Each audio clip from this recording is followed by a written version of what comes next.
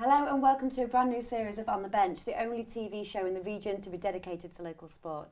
While we've been off air, the sporting world has continued to provide us with displays of high drama and athletic excellence. In January, for example, Novak Djokovic and Serena Williams claimed the Australian Open tennis titles and Shaun Murphy became the 2015 snooker master. This was followed up last month with the conclusion of the Football's Africa Cup of Nations, won by the Ivory Coast, as well as the start of the Rugby Union Six Nations Tournament and the Cricket World Cup. Rivaling those events and drama for entertainment, however, were the World Darts Championships, which concluded in January. In the PDC Championship, 16-time world champion Phil Taylor just failed to add another title to his bursting trophy cabinet after being defeated 7-6 in a thrilling final against Gary Anderson. Whereas a fortnight later, Scott Mitchell beat Martin Adams by the same score in the BDO final. In the BDO women's final, Lisa Ashton retained her title by beating Fallon Sherrick by 3-1. And it's darts that provides us with the theme of tonight's show, because as well as having a VT treat coming up for darts enthusiasts, we're also delighted to have joining us in the studio two professional darts players hailing from the local area, Julie Lambie and Dave Ladley. Thank you very much for joining us. Thank you for coming on the show. So just introduce me to BDO and PDC, because it's two very different types of darts, isn't it, Julie? Well, I think with the BDO, you've got your Super League matches and your county matches, where there is 64 counties in England that does play every month, and it's more local grassroots darts, but with the professional side to it. Yeah. And with PDC with Dave. And the PDC is like a three-tier sort of system that they've got now. They've got a youth system, they've got a challenge tour, and they've also got a pro tour. And the top of the pro tour is what you see on TV and Sky TV at all the events. Yeah, we'll talk about that a little bit later. What are your highlights, Julie, for the World Championships this year? Anything stand out? Personally, I think it was Fallon Sherrick. She's a young girl, she's played the county scene and been selected for England, I think, for the youth. But she's just such an up-and-coming player. She will hold that World Trophy. There's no two ways about that. Oh, brilliant. So good one to watch for the future with Definitely, her. yeah. Fantastic. And Dave, anything that stands out for you? For me, it was Gary Anderson, the way he won the World Championship. And, you know, to win any World Championship, you need to beat Phil Taylor in my eyes. And he did that in the final, which is great. And another thing that was really good was Adrian Lewis, who hit a 9-dart finish against Raymond Barneveld. Well, this brings me nicely on to asking you, Dave, about your 9-dart challenge as well. So just talk to me about how you achieved that this year. So I actually hit that last year in January, and I hit it in the UK Open, so hitting a perfect game of darts. I've done it twice now in competitions. Show off. A few times in practice, but a couple of times now in match. But the PDC award you with a silver pin for hitting a 9-dart finish on the floor, and then they award you with a gold pin for hitting it on TV. Oh, so my next step, hopefully, gold. On the bench, gold, obviously. Yeah. Oh, I see. Oh, okay, yeah.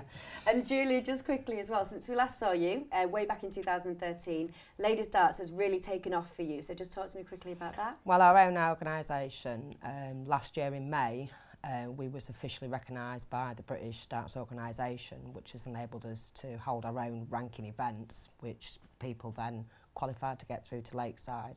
And then in October, the name's gone, World Darts Federation, they've officially recognised us as well, and we are now the only organisation in the world to be recognised just for the ladies. And what's that done for you in terms of you playing and the people around you? It improved my game. It just means that the ladies are getting a little bit more recognition. We're all working together and it's good promotion. We've got a lot of people supporting us, and now it's taken off. Perfect. Well, we'll have a chat a little bit later about your careers and things and where they're going this year. So later on we'll be talking to both Julie and Dave throughout the show. First though, rather than relaxing during our season's break, we spent our time searching the region to bring you the very best of local sport. So when we heard that two of the greatest legends of darts were to be playing an exhibition match in the area, we packed the camera, the microphone and the sat-nav, set it for Bluebell Hotel in Burton Agnes, and here's what we found.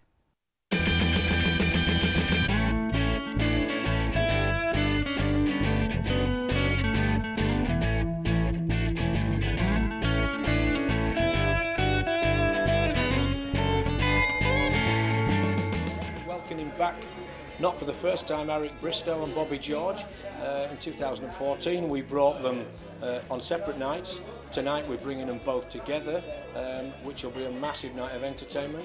Bobby, as you know, is the king of bling, so he'll no doubt be dressed up to the nines by 7:30 with gold jewellery dripping off him. And of course we welcome Eric Bristow back to us, who's superstar status of the jungle and world champion darts player, for an absolute full blockbuster night of entertainment. We're also bringing Status Quo on the 15th and 16th of May. I think what we've tried to achieve in the last couple of years is bring high quality entertainment, not tribute acts. We bring the best in entertainment to East Yorkshire.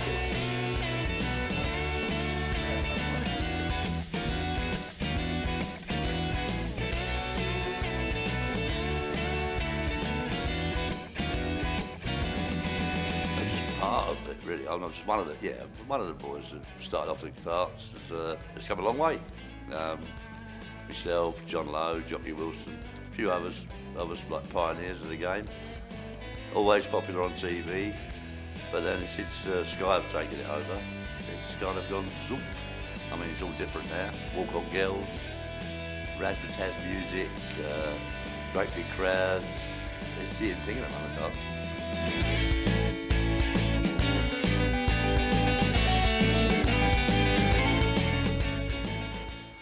Well, I've got various few names they call me. One of them's King of Bling, one's Mr. Glitter, one's Bobby Dazzler.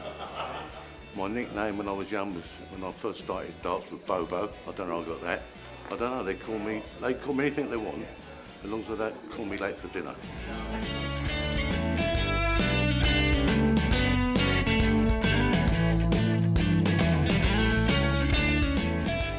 I dominated for a little while, yeah.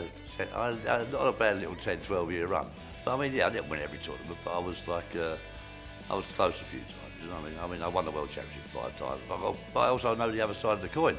I got beat in the final 5 times, so yeah, I had a great time.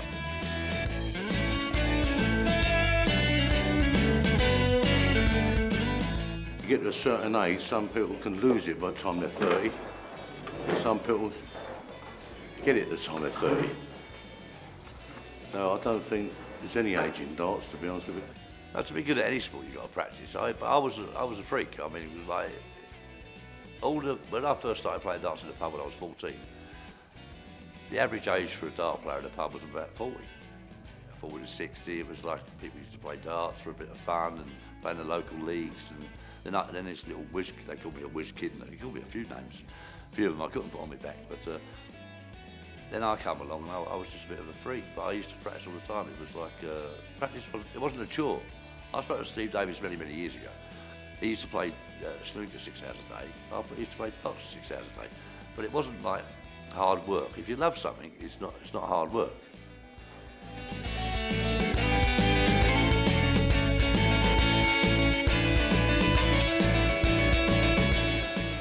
The memory for me was the first time I played for England. To be honest with you, that was I always wanted to play for England. In them days, if you played for England, you've done it. I think any sport, even now, if you represent your country in any sport you do, that's the top.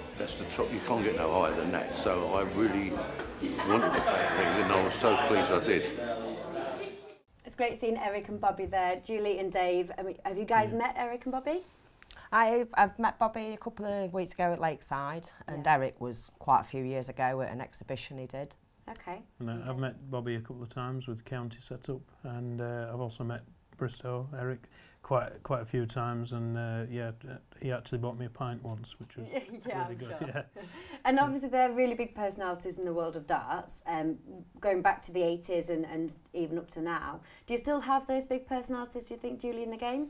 Yeah, I mean, those two people themselves will never not be popular or characters. I mean, I started watching them when my dad was watching darts and playing darts, and they are people you do look up to, and there will be more characters, I think, coming time as well. Yeah, I mean, are they people that stand out for you when you were growing up, or is there anyone else that's a kind of inspiration? I remember Jockey Wilson as well, and Phil Taylor when he first started off with the BDO. I mean, they was always people that did stand out, especially when they was allowed to drink on stage as well. What a guy. Dave, have you got anybody that you looked up to in particular? Eric especially, you know, because he was such a champion, and he was like, it was a one-off, he stood out there. and he was like what most dart players wanted to be. Yeah. So when I started playing darts when I was about 10 years old, I built my throw and my style originally around Eric Bristow, and then it just evolved to me throwing naturally, and yeah, he's really good. I mean, you've played with him a few times, haven't you, Dave? Yeah, How did that come about? Well, I've played competitions, and I've played alongside him and around about the area where he's been. Right from being 13, he was world #1 at the time, and I was playing on a board next to him. Oh, and he'd got about 100 fans there, and I'd got nobody but my mum and dad, and I won in about 2 minutes, and his game was still going on, so that was really good. Oh, good. So you got to watch him play as well. Yeah, I did. Yeah. And Julie, have you ever thought wanting to play alongside them or against them? Oh God, I don't think I'd be that good, but it's good to watch them, and it is. And the ladies actually got some really good players out on the tour at the moment as well. So. Are there any kind of star players in the ladies, do you think, just quickly? Lisa Ashton, I mean, she's just in a world of her own, and she's playing at a standard where a lot of men wouldn't actually get anywhere near her. So maybe Eric and Bobby can learn a thing or two from her. You might do. Perfect. Well, that's all we've got for part 1. Join us again in part 2 when we'll have our usual team talk and ice hockey features, as well as talking further with our guests. And no Dart special would be complete without a live challenge. So to find out more, see you after the break.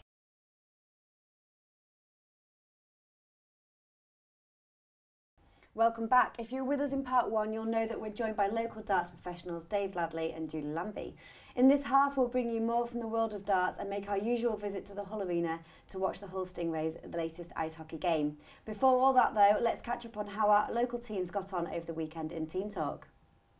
Football first. In the Premier League, Hull City continued their poor run of form away from home, losing 1-0 to Stoke City thanks to a goal from Peter Crouch. Whereas in League One, Scunthorpe pulled themselves a point further away from relegation with a 1-1 draw at Yeovil. And it was also mixed fortunes for the region's conference sides, with Grimsby jumping to 3rd in the league with a 1-0 home victory against Braintree, whereas Lincoln remained in 12th position after their 2-0 loss against promotion hopefuls Woking.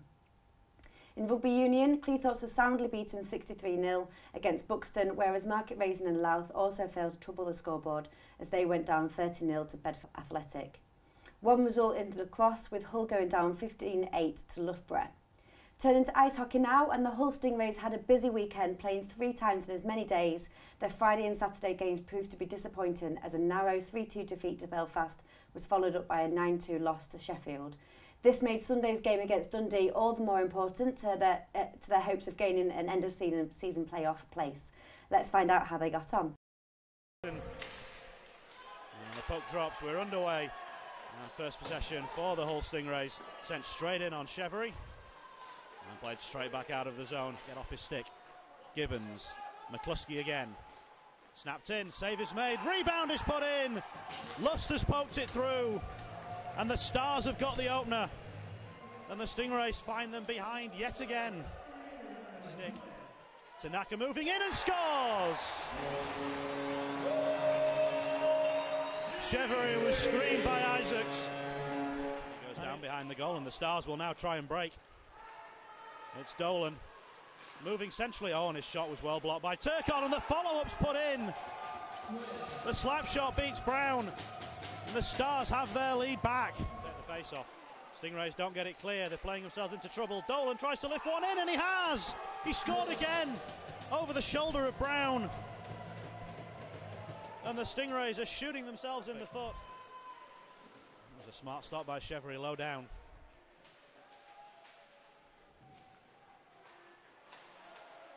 Lows on back to Frederick. Snapped on goal, and it gets through past everybody, including Chevery. So after this penalty shot, the Stars are going to be short-handed. But before then, we're going to get a penalty shot. I wish I could tell you why, but I can't. But this is pretty much the game.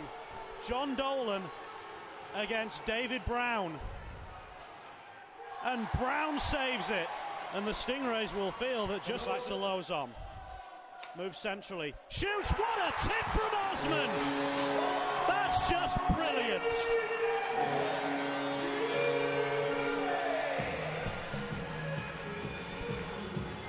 The Hull Arena hasn't heard a cheer like that for a long time.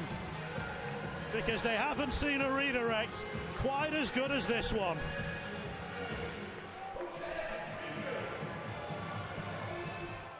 Lozon around Blight. The shot's got to come from Lozon. It does. Oh, and it's a fraction over the top. That would have won it. Chevery didn't get anything on it, and it just crept over the top. Let's get on against David Brown. He'll be denied. And he can't do it. The right pad is down against David Brown. Second round of the shootout. And it's just squeezed through off the ball. Now tried to equalise in the shootout. Tried to snap it in, and he has to save this one now from Quick. And he does. Straight into the big sting. Lozon has to score.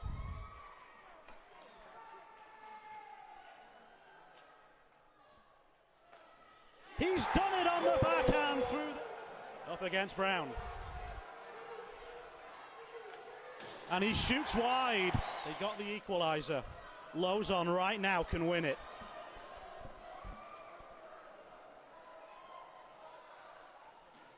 And he takes one against David Brown in a shootout. And he just tried Jordan Meyer against Mark Chevery. Meyer's won it! The Stingrays have won it! And the home fans are on their feet in celebration once again. A weekend that looked like it was heading for disaster. So a much needed morale boost for the Stingrays there, and we'll be at the Hull Arena next week to see if they can build on this victory. So we mentioned at the top of the show about the two different governing bodies for darts as well. So we've talked about the differences between them. Dave, how do you feel that they work together and how they complement each other? Well, I think years ago when there was just one body of darts, there was quite a lot of noise at that point in the crowds. And what's happened now, just over time, is BDO has become very respectful and a lot quieter. And I would say it was more like a family sort of business, where everyone, and there's a lot of friendship there. And I'm not saying that there isn't friendships in the PDC, but the crowds for the PDC are just different. They're a younger crowd. I think the average age is early 20s, and they just go there for a big party. Yeah. And, so Julie, I mean, you the know, PDC is what we see on Sky. Is that Yeah, right? yeah. So what kind of crowds do you think, or what kind of fans do you think you're getting at the PDC as opposed to the BDO? To me, watching it on the telly, to me the fans don't have the utmost respect for the players on stage, and in all said and done, they're out there to do a job and to win. Where the BDO, there is more support from the players, and they do respect that what they're actually doing on stage. Yeah, I mean, we spoke a little bit off camera about the preparation that you guys do for games. Dave, how do you feel if you're in front of a BDO crowd or in front of a PDC crowd? How would it affect your game? With a rowdy crowd or a more reserved crowd? I do like more noise, and I'm going to say that with the PDC. I do like more noise, but there's a level to that. When there's a lot of noise, you can play with it all right. When it's quite quiet, and then you've got one or two people making some noise, actually that can put you off probably more than a big crowd making a lot of noise. So and I suppose you get that in the big crowds as well, with a group of people if they want to support one person.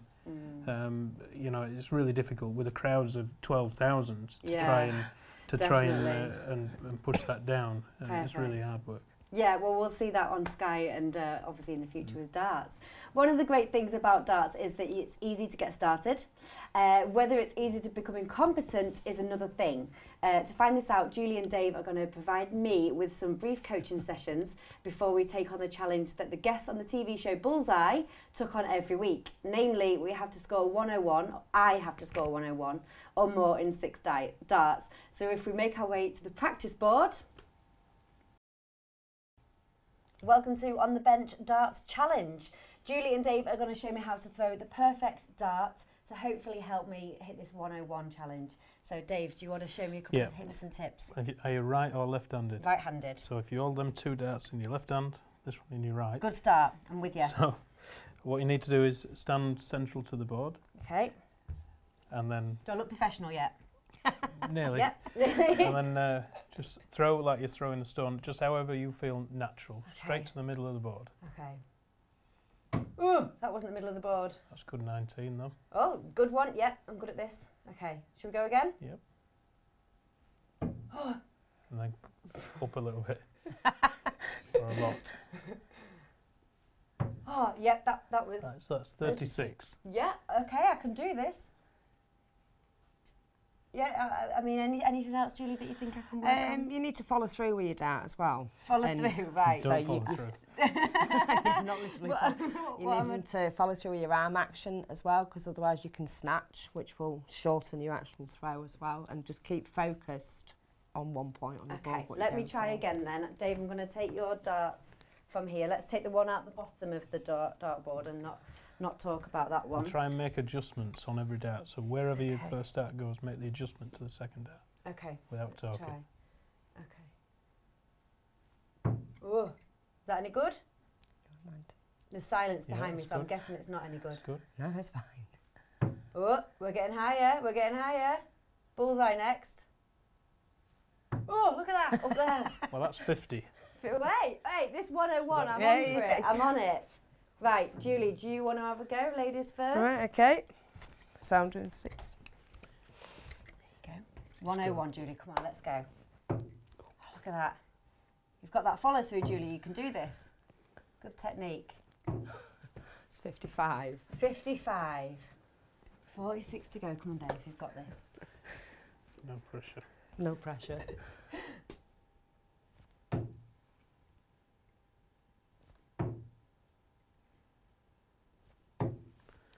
60. Oh. Very good. Well, 115. 115. Go on then, Dave. There's the 1. Look at him moving around, adjusting his pitch. That's 26. 26. Oh, it's quick at maths as well. Look at that. Not just a pretty face, Dave. Not as good as yours there. Right.